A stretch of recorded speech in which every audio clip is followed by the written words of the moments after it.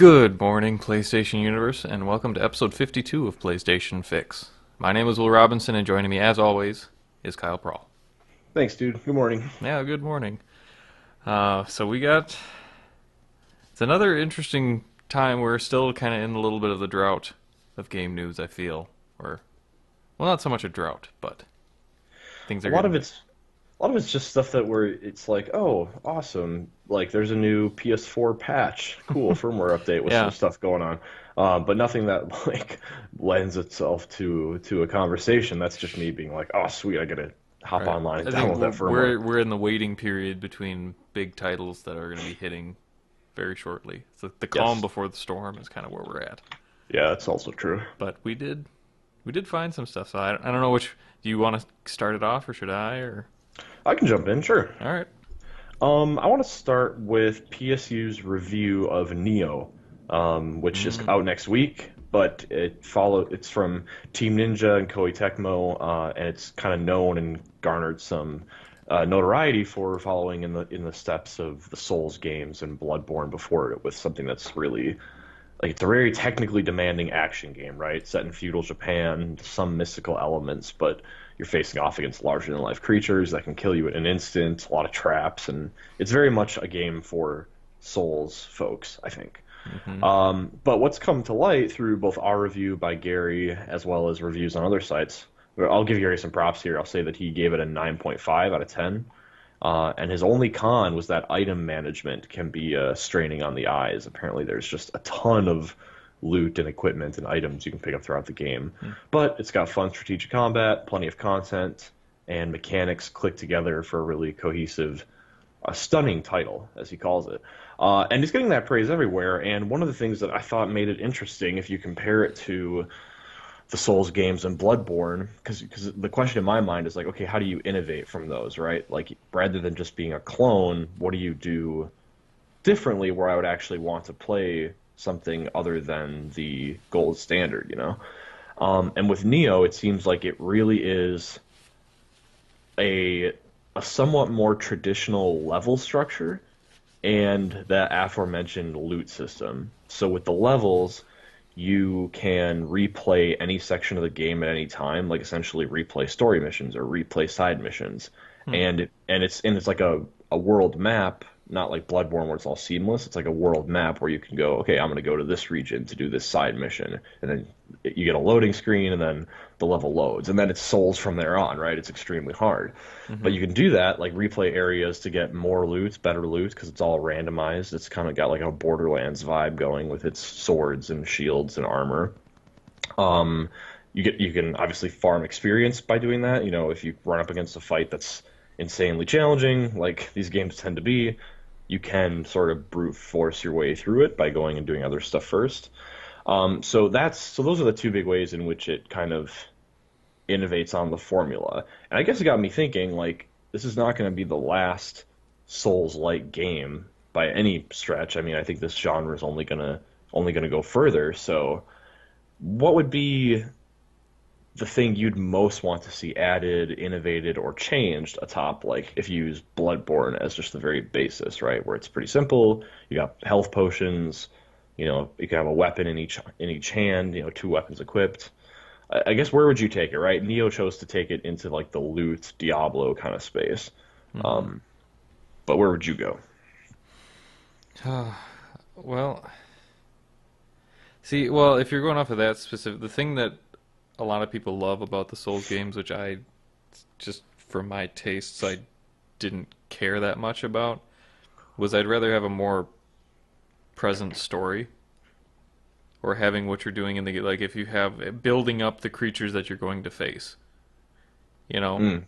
actually Yes, making yes, them for have an sure. impact in the world that you're not just like it's all really abstract story and you're like there's stuff there if you it's always like well it's a really deep story you just gotta look for it. It's like well I don't really necessarily I don't want to look for it Yeah, when I'm sure, for playing a sure. game most of the time. Like it's fun when you find some really if there's secrets and really cool things that you can only get if you are that persistent in examining the world. I You know, think it's that's really when you should get funny. rewarded. That shouldn't be the main. You shouldn't have to go seek out the core lore of a story where I think that's more rewarding. It's more those kind of pursuits are more just to reward players for putting in that extra effort. What's So, funny is that this is exactly the direction I was going to go in the story, hmm and but also to kind of take it in another direction, but still narrative related. Yeah, it'd be great if like the creatures and the bosses got a kind of build up, like an emotional, like look at how they're wrecking the world, or this beast has terrorized this village for 100 years. But I would really like there to be more dialogue driven cutscenes, right? Like hmm characters, like you are the main protagonist, sure, but maybe you're part of every game has this, right? Like Final Fantasy 15, there's a group of heroes. Maybe you're the only hero, it's still solo, but you've got like a support character who's sending you out in the field. I don't know, or you have to like you're doing your journey on behalf of like a village that's beset by terrors. Something just like have that narrative arc where you have those acts, the climax and the midsection, and just something that just beyond the atmosphere of the game, which that's the flip side of this, is that the hmm absence of those things creates just a really unique atmosphere. But yeah, I think you can have both. I think you can have enough talking where you feel interested, hmm but still have long stretches of the game where it's mostly quiet and just lets atmosphere build. yeah. And I really that's one of the coolest parts for the atmosphere in Bloodborne. And like again, I didn't get terribly far in the game, but just knocking on the doors and having people talking to you, and then having the potential for those conversation cues to change depending on how far you went Yeah, through that's it. right. Like those are really cool, and you don't have to take those away or replace them with anything. I think you keep stuff like that. Specifically, if there was another Bloodborne, is kind of more where I'm focusing now. But you keep those Mhm. things, but then after you just insert, like you're saying, like when you get to, like when you got to the uh, I want to call them cathedrals, but wherever the kind of like the main resting points in Yeah. the different areas. Like as soon as you get there, or there's some key character that is present in that region or whatever, that you do just have a quick couple-minute cutscene, hmm and you just kind of pepper those in after it'd be every couple hours even. Yeah, like maybe you're just meeting somebody who like lives or works in that area you got to. They're catching you up on what's happened recently. hmm Yeah, Yeah, for sure. and it's hard for something like Bloodborne. It was more focused on like the hunter's dream and all that stuff, where it was like a lot of it's just questioning what you're doing there to begin with. So it's kind of hard to. Yeah, is it even real? There's Yeah, like a it slew would be side of things. that's set up to be more difficult to actually do that anyway, just because it, I mean the whole point of a dreamscape is for it to not necessarily make sense all the time, or if you have too concrete of a line that you're following, then it just doesn't, it loses that whole preliminary setup of being a dream. Mm. So it's that I think Bloodborne handled it really well how they did it. But yeah, for future games, or if they're gonna be just those types of mechanics, I would like to be have those cutscene rewards after certain points, and just to have it be really well crafted. Another So, thing that Neo is being praised for that Bloodborne definitely doesn't have is that if you play, it has a few graphical settings. Even on PS4, the regular PS4, you can switch between like action mode and movie mode. Movie mode bumps up the resolution, adds a few graphical effects, but action mode is more or less a locked 60 frames per second dip sometimes, and hmm that's something that a lot of people have held. And not just the crowd of folks who are, always going to be hardcore about this, but a lot of people have pointed to Bloodborne as an example of a game with a mostly solid frame rate, but some actual stuttering issues, as hmm if and frame timing, frame pacing is the term for that, where within a frame, those frames themselves aren't being loaded at universally distant times, so it feels stilted. Final Fantasy 15 actually is another example of that. But anyway, that's something that I think From Software is always kind of set to the side in favor of, well, we want these just luscious, graphically insane worlds. We want creatures with individually rendered strands of fur that just really strike terror into you.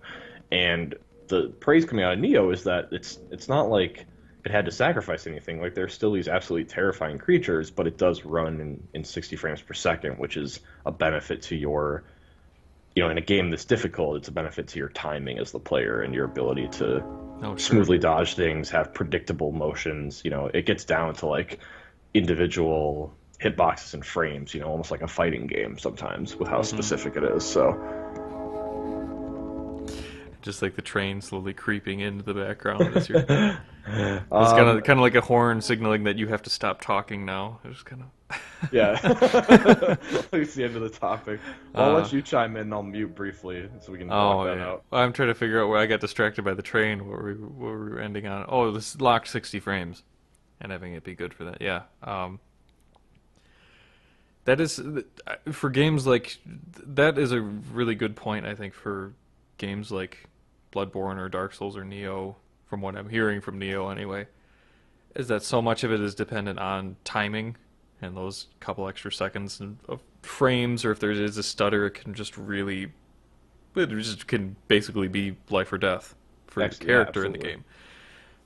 Because a lot of that comes down to just being so precise in every motion that you're making, and that's one thing that I think is going to keep this really kind of emerging genre alive for a long time. Is just that it's kind of like the Counter Strike of RPGs in a sense, where there's like no frills and everything's down to just like pure precision and Yeah, absolutely. not allowing you to just soak a bunch of damage and then keep going and then just pile on all the potions and stuff like Final Fantasy 15 for instance.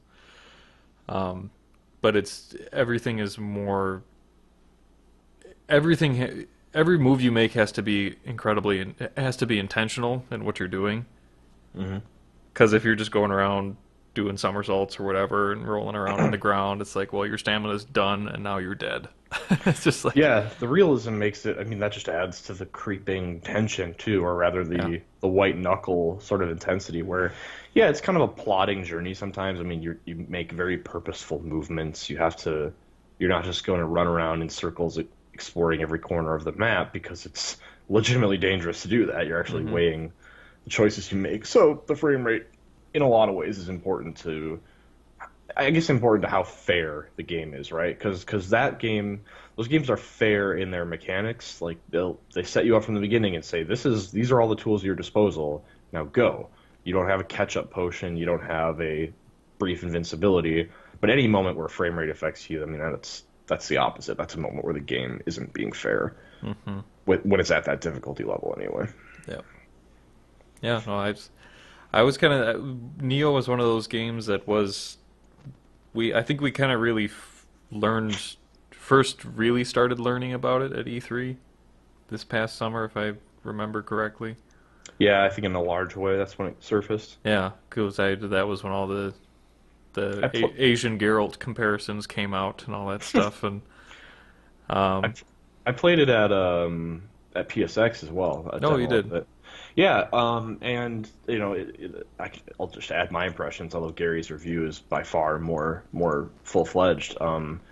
It's definitely it's a lot faster paced than even Bloodborne. I mean, the way you fight with your sword strikes, depending on the stance you're in, because that's another wrinkle to the game. You can move between one of three stances at any time. Hmm. That's going to determine what form and how fast your attack is. You've got your double-handed overhead stance. You've got a stance where you're kind of like maybe how you might traditionally picture like a samurai movie where their hand is sort of floating above the hilt, just getting ready to Hmm. slash outward.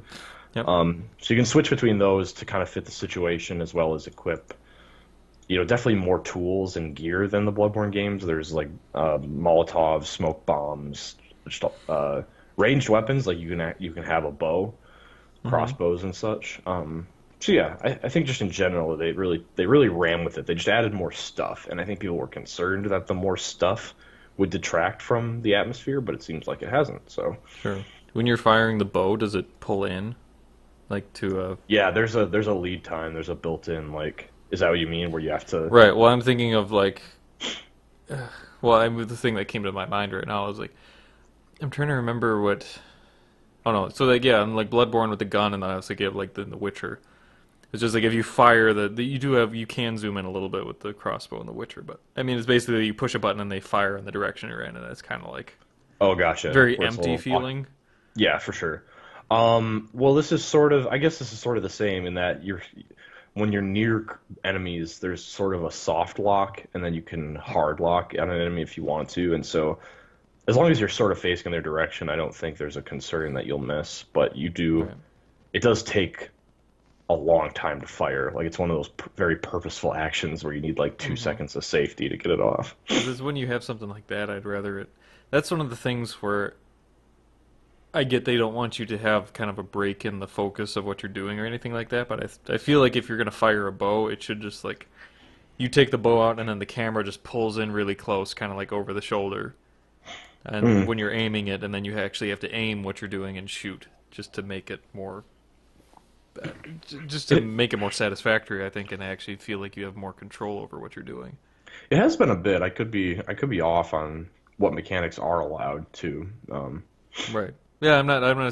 Obviously, I haven't watched a lot on Nioh, so I'm not specifically saying it, criticizing it for that by any means. It's just that's always one of those things where a game that introduces a bow component or something like that, or a gun, and it's just like a if it's all about having feeling of realistic combat, they should make it where it's like just they should just make it pull in where you have direct control over it more than anything, and it's up to you. Mm. Kind of like actually be kind of like an old school, like older, like a Resident Evil type of game where it's like where you can't move Right, when right. you're aiming.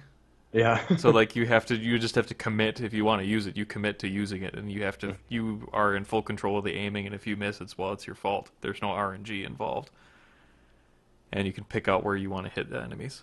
Yeah, I dig it. That's something I would like to see in one of these types of games. Which could help incentivize the time it takes to aim and fire that weapon too, because if you take that time and like say firing a shot normally with auto lock takes 2 seconds, but if you take 4 or 5 seconds to Hmm. line up a headshot, you might get an instant kill or something very close, but you just quadrupled the amount of safety time you need to make for yourself, Yep. and the And you, intensity is just all the more. yep. And with a bow, then the damage is relative for Yeah, how quickly you fire it and how long you pull back on it and true, true. all that stuff. So, all right. Yeah, Well, I nice. think Good going thoughts. along the story aspect, I'm combining the two interested. Well, there are two stories that I thought were kind of well, I thought they were interesting together to a degree.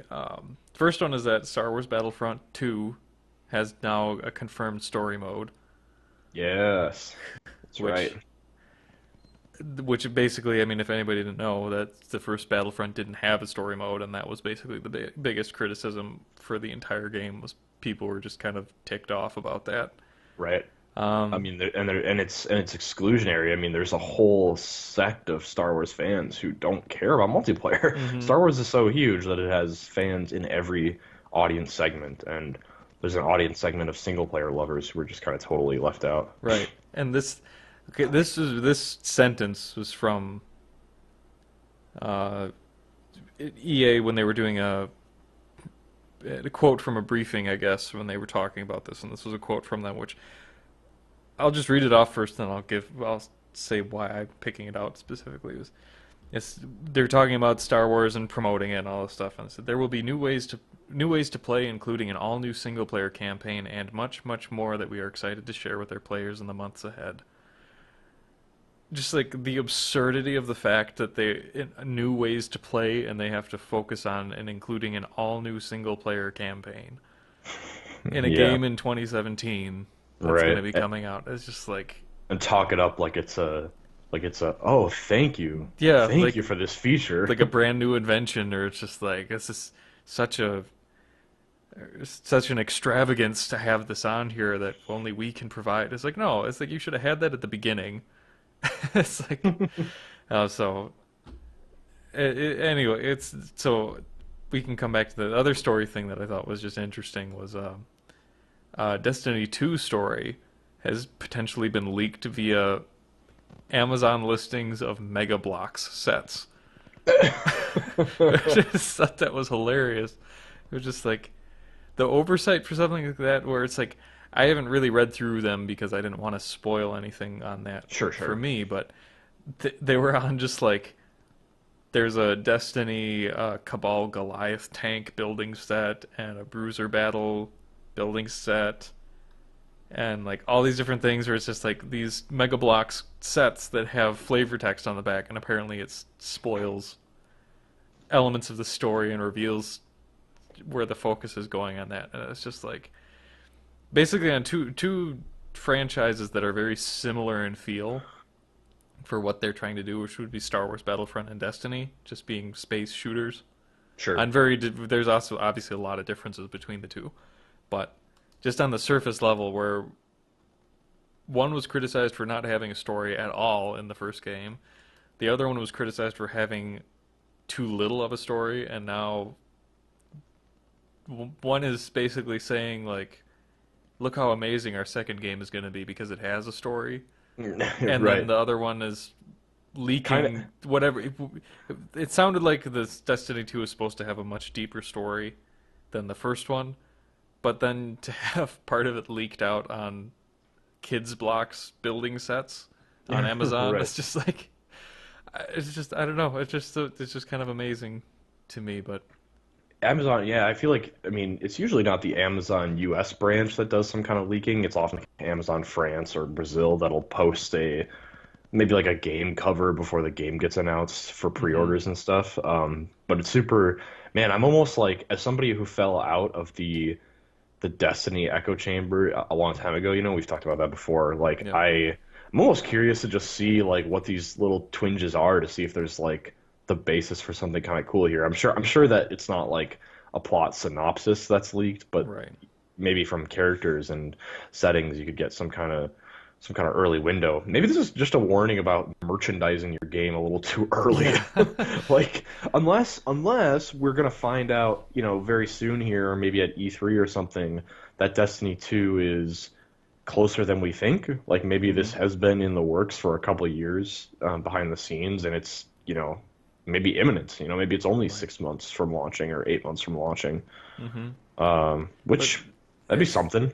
yeah, oh, that would be pretty incredible. But I mean, just the fact that regardless of merchandising early, just the fact that you have potential spoilers for story of your game on outside merchandise to begin Mm. with just seems like a red flag to me, which I don't understand. But I think most of it is just kind of characters or just focusing on. Yeah, it's just like it's. I'm looking over it really quickly right now for that stuff where it's not nothing too groundbreaking for that, but it does reveal different characters and focus on stuff where it's just like people that are going to be introduced in the game. We don't know the pacing of when they'll be introduced and things like that. But Yeah, for I don't sure. understand why you wouldn't hold off on some of that stuff or not have it be more neutral. But whatever. It's also like nobody's buying the toys to get those lore snippets. Like the toy hmm sales come during the hype phase for your game, and people just want all things Destiny in their lives. You're not like hmm there should never be a situation like, and by that point, what that toy is should be self-explanatory from trailers. You're like, oh my God, there's that warship from the trailer, or there's Right. that Guardian from the trailer. There should, I mean, I don't know the nature of these things, but I'm guessing it's like a small paragraph for each toy, and that's just unnecessary, right? That's Yeah. nobody's buying them, nobody's using that paragraph to change or, to confirm or deny their buying decision. You know what I mean? Yeah. But this also makes it interesting too. Is like with merchant, if there's merchandising for Destiny, obviously there always is merchandising for Star Wars games. And the other thing for the Star for how Battlefront is going to play in is how do you think the story is going to be related to, if it's going to be at all related to the modern uh, relaunch of the franchise or continuation in the Hmm. movies? Do you think it's going to have any relevance in that, or what would you want to see from a Battlefront storyline? Hmm. Well, I have to think that it's going to be grounded in the new trilogy, if only because the Battle of Jakku was kind of their hallmark, at least their first landmark DLC for the first game. I mean, that kind of ties into the modern age.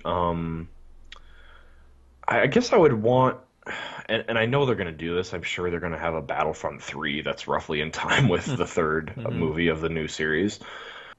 Um, I guess though, if I'm being honest, I kind of want them to go. I want them to go wide spanning, and this is EA, so we shouldn't expect a game with a adequate level of content. But in the mid 2000s, the game they would have made is something with like a battle from every era, right? We would Yep. on the PS4, it'd be really cool to revisit the Clone Wars and some of the unique droids of the time, the way that vehicles and cities looked back then, as opposed to in the Imperial era, and then have the original trilogy. You've got your Bespin,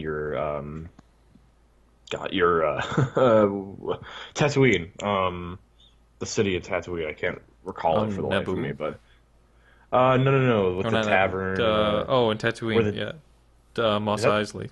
there you go. Yes, thank you. And so forth. So I think like that's like Battlefront 2 from back in the day. Mm-hmm. That's something that it did really well. I think there's fair points to compare those two games, the first and the second, back on PS2. But one thing the second game did really well is just everything. It just lets Mm-hmm. span the entire series. You can play as Jedi, you can play as new characters, there's new weapons, every setting you can imagine, including the Death Star. And I just Yeah. I want to revisit those environments with their just insane visual rendering technology. Like Mm-hmm. somebody at my workplace actually showed this to me the other day, even though this game, as we know, is like a year and a half old.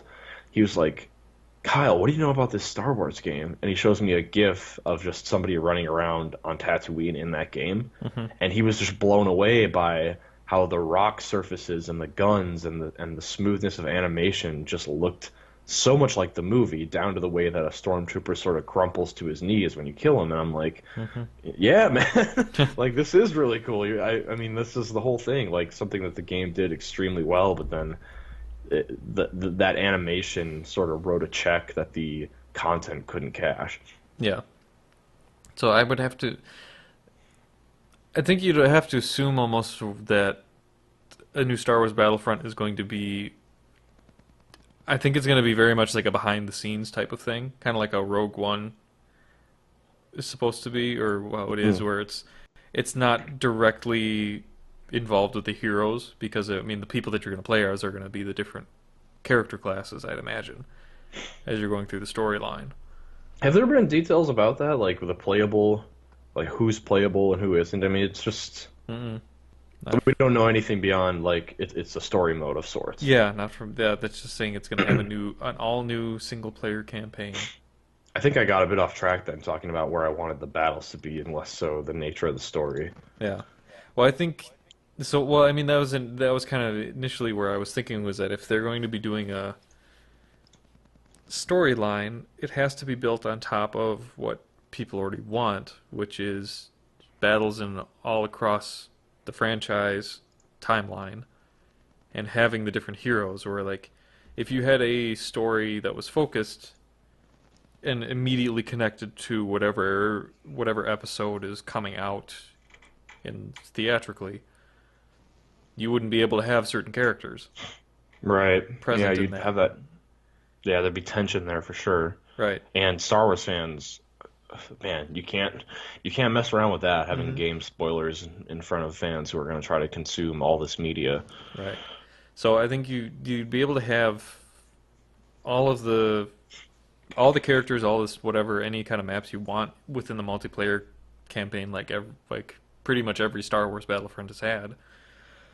But then the storyline has to be more focused, and I would think it would make a lot of sense if it was complementary to what's happening right now in the movies, and be introducing that. Actually, that would be something that'd be really great. Is that maybe not pushing too far? It could be taking place during the same time as Episode 7, where it's Mm. not.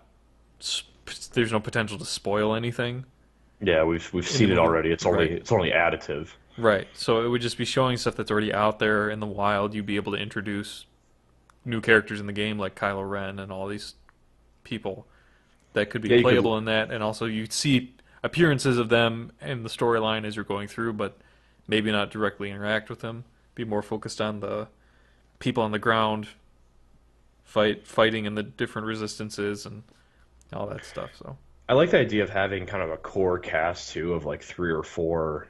I guess it could be either side. You could have three or four stormtroopers or three or four. Like have it be a really character-driven journey, which is something Battlefront has never touched on before. hmm I think of like Halo Reach with its cast of four characters, or even Gears of War 4 or something like that, where it's part of this much broader conflict, but you mentioned Rogue One and how it's this side story of intrigue and people banding together, and I think you could do that with Battlefront in a large scale war setting, and hmm you could adapt the mechanics of Battlefront. Like again, this is all like work that the machine of EA and DICE maybe isn't going to put in, but like in any other context, I would say, why couldn't you just have campaign missions where your stormtrooper sort of lowers his gun for a little bit and you're actually just like walking around a town like there's an Uncharted type of narrative moment happening, right? yeah. Where you're following behind a comrade, you're having a That'd be really conversation. cool. You do like kind of some investigation, tailing people through a Yeah, city and right, exactly. finding Instead of leaks on the opposition, and yeah, that'd be really cool. yeah, which that I'm sure that's like what the visceral Star Wars game is sort of going to feel like Uncharted meets Star Wars, where it has these Mm. down tempo story driven moments. Yeah, it would be very much So like a bounty hunter game. yeah, exactly. Oh, I still want one of those. Some platforming. Yeah, no doubt. So yeah, there's a lot of places where I'd like them to go, and I think more narrative driven would be one of them. But I think what we're ultimately going to get is just here are major battles that happened off screen, and you just Yeah, place them in that's what order. I'm worried is that they say all new single player campaign, which I just feel like it's gonna be It's kind of going to like be it's a gonna be more conquest like than yeah, actual exactly. It'll be like on the story. PS2. Yeah, It'll so it'll be that's just like resurrecting that. right. That's kind of what I'm worried about is that it's just gonna be like there's these are this is a thing that you can play offline by yourself through multiple areas, but it has no weight to what you're doing whatsoever. It's just kind of that's where I feel like it's going to fall into, but hopefully hopefully not. I hope they actually take the time and effort to create a really good Star Wars story because there's I mean, considering all the books and everything that's out there, there's so much that they could pull from just to make something that would be really engaging. But I feel like so many of these companies are just they're always this close to having like a real game of the year contender and something that breaks out of their rut. I just feel like hmm a lot of times every game that Activision publishes or EA publishes, it sort of falls into line behind all the other EA games and all the other Activision games. We're just like, yep, here's the latest product from company. Here's the latest product from company, and we are the consumers consuming it. yeah, You never, at least it's so rare that a game comes in and makes a real splash. Like, oh man, Battlefront is just crossing over lines. Multiplayer people are playing it. Single player people are playing it. They hmm really put a lot of skin into this game. So often they have felt safe of late, which is why it's yep, hard for me yep. to imagine what could be, because I feel that it won't. But Right. There's yeah, too it is much of what an it is. assumption that on the consumers just already companies telling the consumer that you're going to love this game, and Hmm. I don't like that at Yeah, for all. Like sure.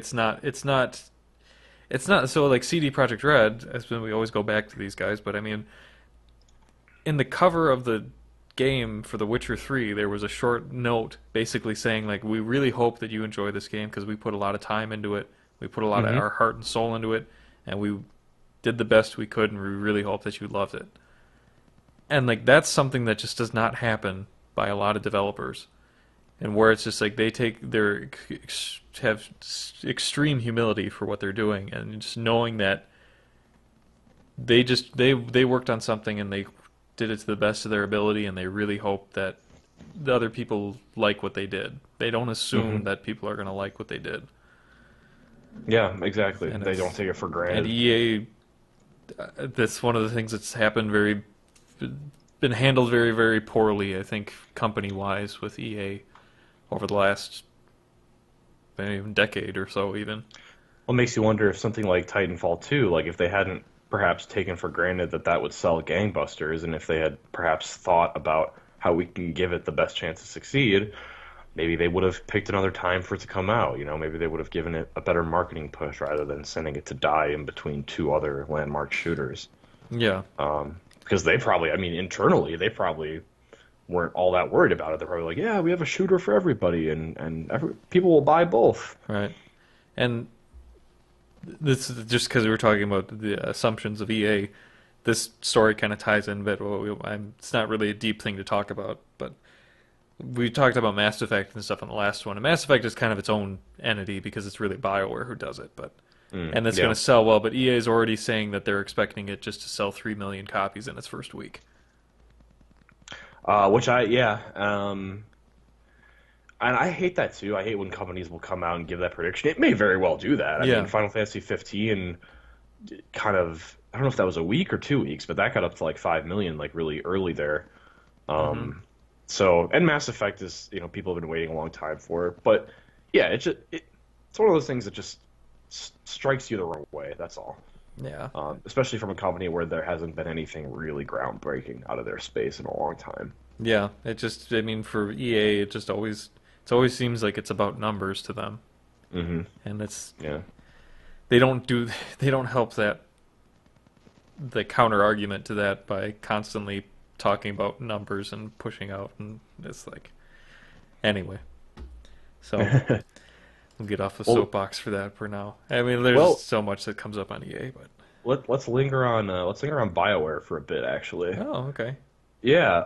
So on January 31st, this past Tuesday, BioWare clarified some details about its new action franchise, its new IP that will come to us next year after the Mass Effect Andromeda coasts through its life cycle. Hmm. And this is something where we'd heard murmurings about this before. I think it was pretty widely known that BioWare is working on a new IP or has been, Yeah. even besides its Star Wars IP and its Mass Effect sequel. This has been bubbling in the background, but let me just find BioWare manager Aaron Flynn. Yep, that's what I was looking for. He had said. Okay, so this is actually from EA CEO Andrew Wilson on an investors call. Um, he says at the end of the fiscal year, our BioWare studio will be delivering an all-new IP, a clean sheet design with new concepts, new gameplay mechanics, and new stories set in a unique new universe. The game has the potential to, well, he goes through some CEO talk, potentially disrupt. Yeah. Disrupt is mentioned, exhilarating is mentioned, Hmm. global audience is mentioned. He was pressed for details during the Q&A portion, and he went on to describe it as an action-adventure game rather than an RPG, and he suggested it will meld or blend genres in some respects. Hmm. And he kind of mentions BioWare being known for great RPG character development and storyline progression, but that this is going to be sort of new territory for BioWare, sort of diving into this world of greater action, greater adventure, and a wholly owned IP. It's not the Star Wars thing. And then there was a little clarity came out later, and BioWare's general manager Aaron Flynn specifically said, uh, April. Well, let me see. Well, April 2018 is what's implied by end of fiscal year, which runs through March 31st of 2018. So that's kind of the operating assumption is that this will be out next April. So it's something that BioWare has been working on for some time. Hmm. Here's what they say, though, or what Aaron Flynn says. BioWare wants to, quote, draw upon 20 plus years of development knowledge and lessons to create something fun and new. There's nothing quite as exciting as building a new IP from scratch. In 2012, we began crafting a new universe full of new characters, stories, gameplay. So essentially, it's all hype talk at this point, but it's brand new world, brand new story. And I got to thinking, what do I love about BioWare games that I want them to take with them to this new genre landscape? If we take action adventure and that could mean so many different things, but just as Hmm. a reference point, if it looks something like Uncharted, where it's narrative driven with interspersed action sequences, Yeah. like what does BioWare do really well that would have that BioWare flavor? And for me, I think what I naturally gravitate to is character dialogue. Hmm. Having a varied cast, a diverse cast with really well developed, fleshed out characters, And the challenge with that and an action adventure game is that it's really hard to have both. Like, it's hard to have enough time to where you can really flesh out a cast of characters in a satisfying way using just a single game without it being this epic 60-hour RPG. So we could see something where you talk about genre melding, an action adventure game that's quite a bit longer than your typical action adventure game, maybe with some open-endedness where you can do missions in a certain order or go to certain areas before other areas. And I keep thinking about space, even though we don't know that space is central to this. In fact, I think it'd be better if it wasn't. Um, but yeah, I guess that's the open-ended question: is like, what about BioWare games should survive in the transition? Because we're going to presumably be getting rid of RPG stats, RPG abilities and cooldowns, etc. Mm-hmm. Oh, it's absolutely his characters, character Hmm. design, and everything like that. They're they have a phenomenal art team that can create just really intriguing environments and characters and all that stuff, and then the performances that bring the characters to life through the actors and the dialogue that's being written is they're so far above most developers in that regard, in my opinion. So that's something that they and you're talking about his saying like it's hard to really develop a cast of characters in a RPG, but I mean just saying talking about Naughty Dog just with the first Uncharted game, they really anchored on three people Yeah, in that for one, sure. where it was Drake, Elena, and Sully were really the focus, and then there was the couple of bad guys that were kind of thrown in there. But it's I could see them doing something like that where they really well, I think they could add if they well the first Uncharted you can beat in like 8 hours, so it's Right. not it's not even close to the same as what some of the other ones have gotten to. But if they did make an action adventure game that was 25 hours, Hmm. something like that, then you could really expand and you could create a lot of really cool sequences. I think it would be great if they kept the openness of being able to walk around through like I think it'd be great to still keep kind of a currency system and like shops and like different locations you can walk through and Oh, the sure. investigative portion of like RPGs where you're talking to people in different areas or they can spawn Or some something kind of like mission objectives that you can get a couple extra little things if you decide to do this, but it's not it's hard to well it'd be hard to do that and not say that it's an RPG. So it's I don't know where you balance that. yeah, the genre melding's tough here because like my natural reference point, like I said, was Uncharted, but then I got to thinking and I'm like, if you look at it through a certain lens, a game like Horizon or a game like Deus Ex is like half action adventure, half RPG because it has, I mean, Hmm. at its core, it is action adventure in the sense that like there's complete freedom of movement. You're just shooting bullets at things, or in Horizon, you're using melee combos and attacking these beasts. And then it's RPG light with some numbers and some, like you said, some NPC interaction, some shopping sort of layered on top of it. Hmm. Deus Ex is certainly, for what it seems, going to be is more of an RPG than Horizon will be. Um, but yeah, I mean, maybe it'll strike that tone, right, where EA isn't calling that an RPG, but like we sort of recognize RPG elements, and I think it's exciting for another reason too, which is BioWare is so used to making these grand 60-hour, so well, 60 plus hour RPGs that take years and years and years to build to a blockbuster level. I'm curious if they can like get out this new IP, like the sequels and stuff, at sort of a faster pace where Hmm. you know, this is a totally new thing for BioWare. Oh, a 12-hour action game. Like this is gonna feel, I think, hopefully a lot more streamlined than their usual projects, which means we might get game two, game three faster, and hence we'd be able to delve into characters. Like we wouldn't have to wait a decade to really understand who this character is. We could build them up in rapid succession over two or three games. Hmm. What kind of genres would you want them to not do? Maybe not necessarily game genre, but like cinematically, or like Sure. does it you want it to be like in a treasure hunt like Uncharted. I mean, my first thought was like, don't be like a zombie apocalypse type of Yeah, thing, no, or no, no. like those types of Right. things where it's like, Like Days Gone or some nonsense like if that. it would make sense if they did stick with the space theme, but I feel like, I mean, creatively, if they're doing that and they're already working on a Star Wars game, in addition, and they're wrapping up Oh, Mass that's yeah, Effect, that's I fatigue for I sure. feel like it would make some, especially since they're starting from the ground up, it would make sense for them to just totally start fresh and not have those comparisons that would immediately be drawn with Right. whatever they did. So, Yeah, I'm with you there. I think yeah, there's some that come to mind that I don't want. Like when I was thinking of Mass Effect's shooting mechanics, mhm. I was like trying to in my head go like, how does BioWare transition from Mass Effect to new IP? And I'm like, what, maybe they could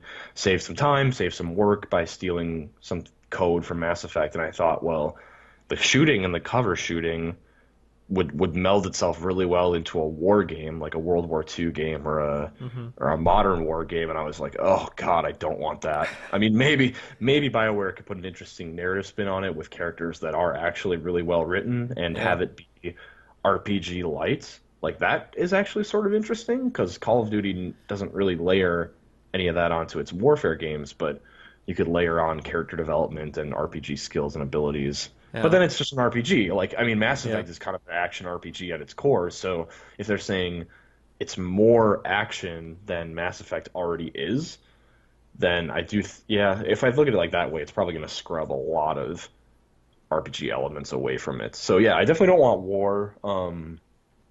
It's been a while since well, that's not true. They do Dragon Age. I was going to say it's been a while since they do like high fantasy, medieval fantasy, but you've got Dragon Age for that. Mhm. Um, yeah, I think it'd be interesting to go in a very realistic direction. Like CD Projekt Red got me thinking, well, Cyberpunk's their next project, which is definitely like not realistic. I mean, that's gonna Mhm. be this future dystopia. But what if we had something like Detroit? What is the crap? What is the subtitle for Detroit? I can't. Become human. Thank you. Yeah, Become Human. Yeah. Yeah. What if it's near future, right? Like a Blade Runner type thing, where you've got a strong cast of characters, your detectives or your police officers or whatever. It's a little more action focused, but it tells a really compelling story, like in a dark, somewhat future city, like a near future city with some technological elements. Because I think it's BioWare, so it's gonna feel weird if there isn't just a twinge of fantasy sort of sprinkled throughout there. Mhm. But more realism might be an interesting angle for them. Yeah. Or just grounded like human characters, just an entirely human cast. Would you want it to be gritty like a Last of Us type of thing, or would you want it to be? I don't think so. There's a place for those games certainly, but I don't think BioWare, frankly, that nothing they've made has told me that they're very good at that. Not that they couldn't be, but there's just no evidence that Mhm. that's a kind of game that their writers want to make. So I do envision a game with like, it could be serious, could be dramatic, but there's like Yeah. a few jokes cracked here and there. It stays somewhat light. Yeah. Okay. Interesting. Well, I think this one goes kind of feeds in fairly well with having with my next topic, which I feel having like we're very fluid today. yeah, but I mean with having Mass Effect basically coming to an end, or BioWare talking about how that they're well maybe not coming to an end, but BioWare moving on for the time being. Hmm. We did just find out that well there was a Far Cry 5 release date listed on GameStop. Oh man, I missed this. Um, saying that the game is actually listed to be set for release on November 26th this year, according Hmm. to the GameStop listing. So obviously that's not completely factual as of yet. We don't know how true that is or if somebody just screwed up when they posted anything. But Right, right. anyway, is the main point that I'm bringing up for this is how many games is too many for a game franchise? I'm pretty sure we've touched on this topic in the past and all this stuff, but Far Cry's had with all of its spin-offs 1, 2, 3, 4, 5, 6, 7, 8, 9, 10, 11, 12. It's had 13 games in its franchise history. What? Far Cry has? Yeah. That's all like the little spin-offs and like some of the So you ones mean in like between. Blood So, Dragon so and there, well, stuff like? there was the original Far Cry in 2004, and then there was a Yep. Far Cry Instincts, Instincts Evolution, Instincts Predator, Far What Cry the hell is Vengeance. Instincts? There's a What? Paradise Lost, Far Cry 2, Far Cry 3, Blood Dragon, Far Cry 3: The Wild Expedition, Far Cry 3 compilation. Which I mean, those ones are more just Holy packs of all God! the stuff. Far Cry 4, Far Cry Primal, which took a different route from the other games, being more Stone Age. Um, but yeah, now it's mainly like, okay, what are they gonna do for a Far Cry 5? Man, I forgot about all these. Like, I almost couldn't believe it. So I forgot that there were so many of these spin-offs after the first game that came out on consoles. Like a lot Yeah, of these were Xbox, Xbox 360. Wii. Yeah, the One went on Wii. Wii, just like Paradise Lost is a used light guns. Where the hell? Man, so. Yeah, anyway. it's just kind of like still at this for me, still the high point in the series was Far Cry 3. Just in terms of Yeah, I'm what it with you did, there. the story had a really good grip and a really good focus, had a really good balance, and the music that was used, because still one of the only games that really leveraged dubstep in a way that wasn't just like overblown with like really cheesy and just like Yeah, just yeah, totally video tasteless. games, woo type of thing where it's Doritos. yeah, basically. So they did that one. I think it was just a really, really well crafted story with a really cool core idea behind it. Yeah, Far I Cry totally 4 agree. did a Far Cry 4 was an excellent game in a number of ways, but it didn't grip me as thoroughly as 3 did. And Primal was cool in a lot of what it did, but it really I actually reviewed that one, and that one really to me really mishandled the plethora of characters they had that were actually all the characters were super interesting, but they just had Mm. no screen time or had really nothing to pull you into Yeah, that world I as remember. I well as it could remember have. that con that you were talking about for sure. Yeah, so this one to the next with Far Cry 5 being as the reported listing, it's numeric. It's presumably would follow the present day line that all of the numbered games have had. Um, no idea where that could possibly end up because they've done tropical, they've done Oriental, kind of Asian Right. feel in the mountains and all that stuff. They did Africa for Far Cry 2. Um, it's just kind of like where would they be going from this and all that stuff. But is it's I never it's one of those things where I was never waiting for Far Cry 5, just to put it that way. Yeah, It's like yeah, it's for not sure. something that was on my radar where it's like or Mass Effect Andromeda. It was like as soon as Mass Effect 3 was done and all that, it was like after a while it was like I want another Mass Effect game.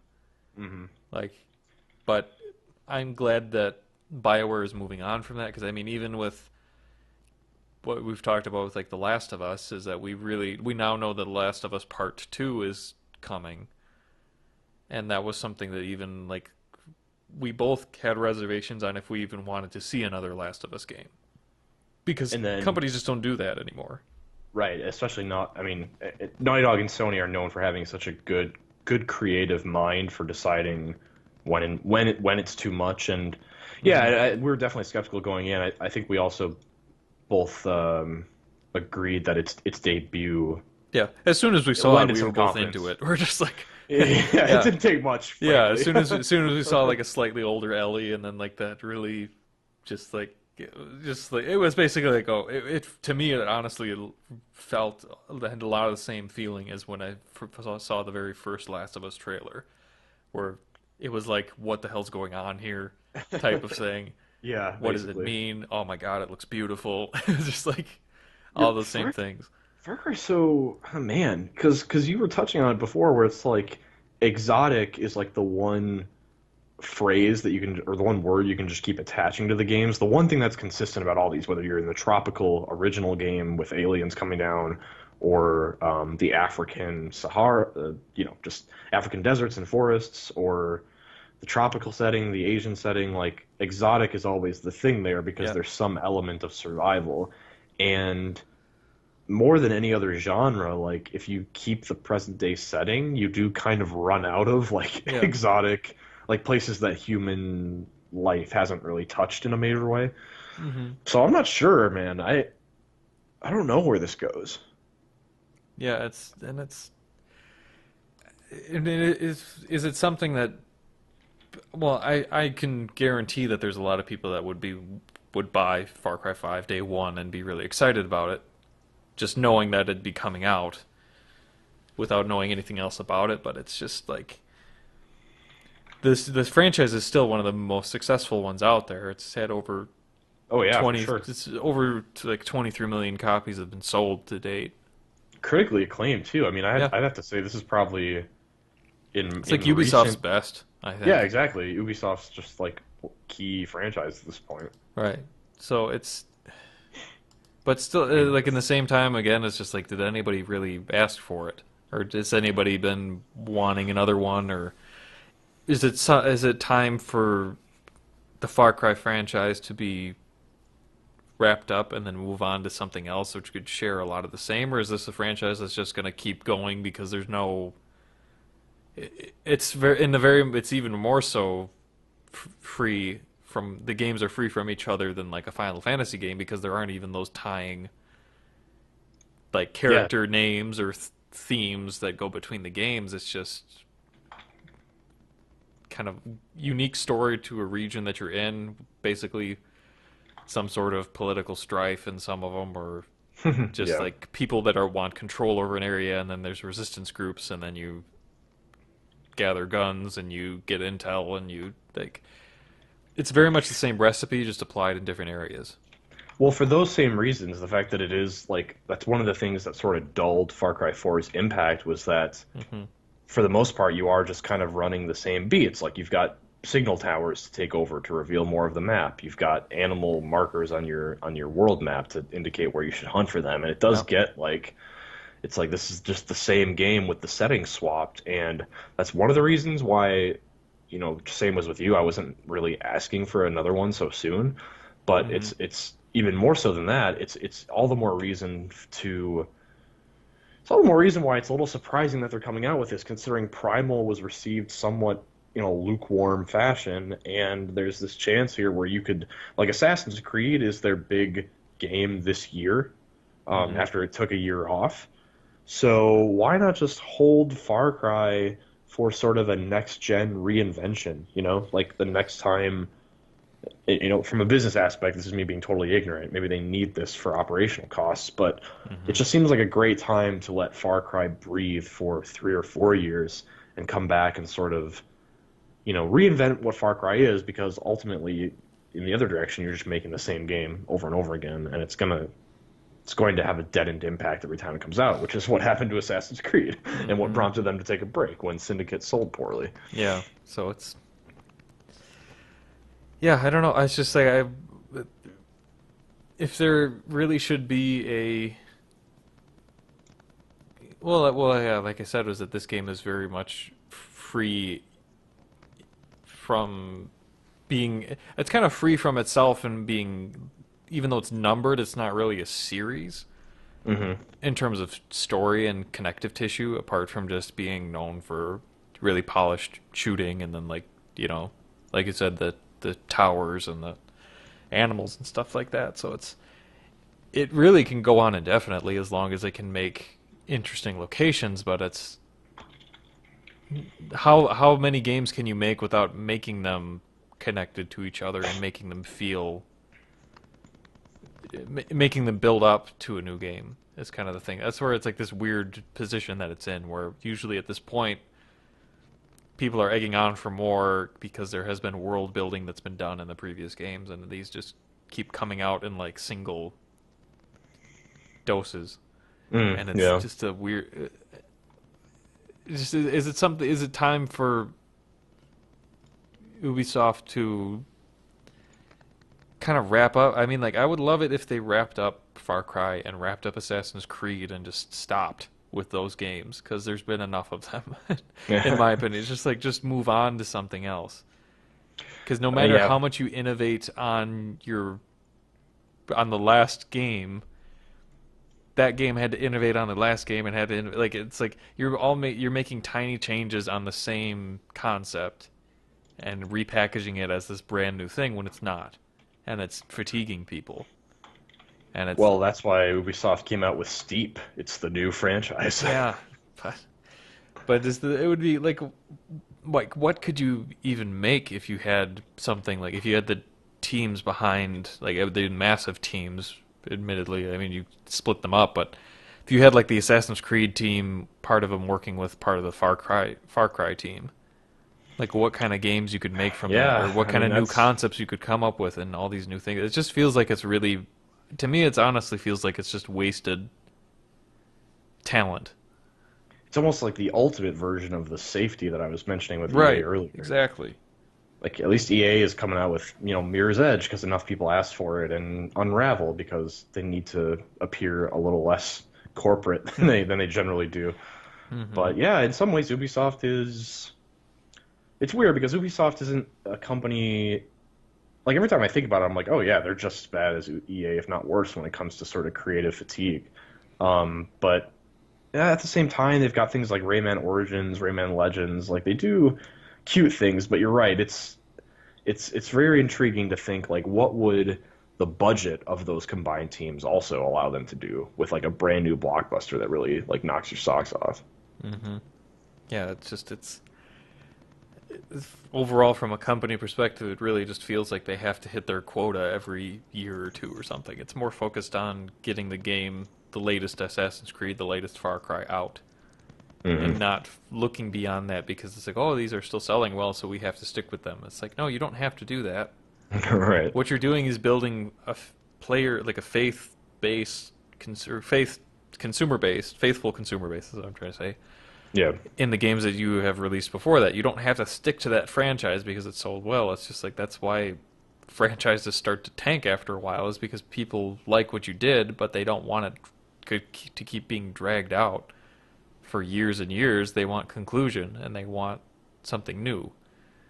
And it's just, I'm just at the point where I'm waiting for something new. Like obviously they do have Watch Dogs and stuff like that, and now they have For Honor that's going to be coming out. Um, well, Ghost Recon Wildlands is kind of a new take on some of the Ghost Recon stuff, but a lot of the same. So they are exploring a lot more, but it's just like I kind of wish they would just wrap up their major players that are out there and use that production power for something that's totally Yeah. new and revolutionary in some ways, or something that's just a nice breath of fresh air. That's all it is that just certain things should go away for a long time. Yeah. With Assassin's Creed in particular. Now, granted, like I am hopeful that the year off gave them because they're used. I mean, they developed Assassin's Creed so quickly. I mean, they basically had 2 year turnovers where just the teams would alternate. So, but you could kind of look at this new one coming as like a 3 year cycle, and I'm hopeful that it just like from the ground up, gameplay and mechanics kind of reinvents what Assassin's Creed is because that's what that needs. And if it doesn't, I think that's just proof positive of what you're saying Hmm. that you need to sometimes let these key franchises that in your mind you built up to be a key franchise, let the numbers speak for themselves. When people are tired of it, it shows. Yeah. So, all right. I think I had enough of a soapbox on complaining about developers this podcast. So Yeah, fair enough. that was kind of what my whole thing turned into, and that wasn't planned at all. It just kind of so, but I hope to see it, or I like to see it as constructive criticism. Hopefully, it's taken that way. But No doubt, no doubt. any other final things that you want to go over? No, man, I think that was a good chat all around. Yeah, I think we had a decent, surprisingly good flow into each other's topics. Megan thinks she's gonna play the entire Mass Effect trilogy again before Andromeda comes out. Before it comes out? Yeah, in a month All or right. whatever, 5 weeks or something. She's not gonna work and sleep for a while, but I feel like she maybe forgot about those daily responsibilities when making that claim. But I yeah. was looking through my games and I'm like, man, I Mass Effect for whatever reason I had that on a disc, and like The I original think one? yes, because Oh. I think it was sent to me because it was just digital for a while, but I think they did ultimately have like a Hmm. I don't know if it was standalone or if they had a disc version of it that was included as part of the trilogy, but I somehow Hmm. came into a Mass Effect 1 PS3 disc. And that's what I played it on, and now I can't find that disc, which bums me out. I wish it was digital so I could just re-download it. Yeah, I But didn't even alas. know that it came out physically. But I mean, in all accounts, you can really just skip that one and Yeah. have it be the. I mean, there's some At the really end of the cool. day, what are we There's doing, right? Yeah, there's some really awesome scenes in it, and like the ending's pretty kick-ass. But it's like it's not worth the pain to get there right now, especially if you're trying to finish them all up before Andromeda comes out. Right. Just Maybe just set it to easy and try to get through it as quickly as possible for the story. But yeah, I yeah, hear you. or It's if there it's was a game. set, play it on computer and try to find a mod where you can turn off the cooldown on weapons. That's a mod makes it less shitty. All right. I'm trying to think of the games that with the next game that's going to be coming out right now. To most look Horizon, I forward would is say. I Horizon's mean, the next one on the list. Neo for some people, but yeah, Horizon is Feb 28th, I think, and Oh, Mass geez. Effect is Mass Effect's not even like a week later, I think. Oh, God. It's crazy, dude. Yeah, it's right around the corner. All right. Well, awesome. March 21st. All right, I guess it's a little further out. No, gives you a little bit of breathing End room. of March, Yeah. yeah. Some people will have Horizon beat by then, I'm sure. Oh, no doubt. But all right. Yeah, so look forward to those games, guys. And thanks for listening to episode 52 of PlayStation Fix. Uh, some of the stuff we drew on, like the Nioh review, you can go check out on psu.com. All the other reviews out there and all the news stories that you could ever want PlayStation related. You can follow PlayStation Universe on Twitter at PSUDOTCOM. So that's PSU.com, all spelled out. You can find our podcast on PS YouTube along with a bunch of game trailers that are being posted every day.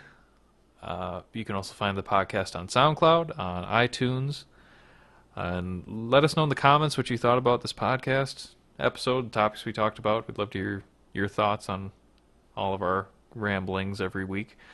And also give us input on what we need to do to make the show better for you guys. Um, Anything else? I think I'm not missing anything there. I think I covered it all. You nailed it. Look forward to our Horizon Zero Dawn Oh review. right, yeah, because I have a good you're gonna feeling. be reviewing that, aren't you? Yes, I am. I have a good feeling we'll have that up along with the broader game internet a little bit before release. So Yeah. stay tuned. Gosh. Yeah, I suppose I'll have to. I guess I'll have to buy that game. Then we can talk about it Hmm. on the podcast. But yeah, I'm actually really looking forward to that game to see what comes of it. Went gold the other day. Did it really? A few days ago, yeah. There was Oh, a right. big photo taken outside a gorilla with some champagne. Oh, that's cool. I was like, that looks like an amazing place to work. Yeah. Love that so much. All right. So thanks guys for listening to PlayStation Fix, and we'll see you guys in the next episode. Take care.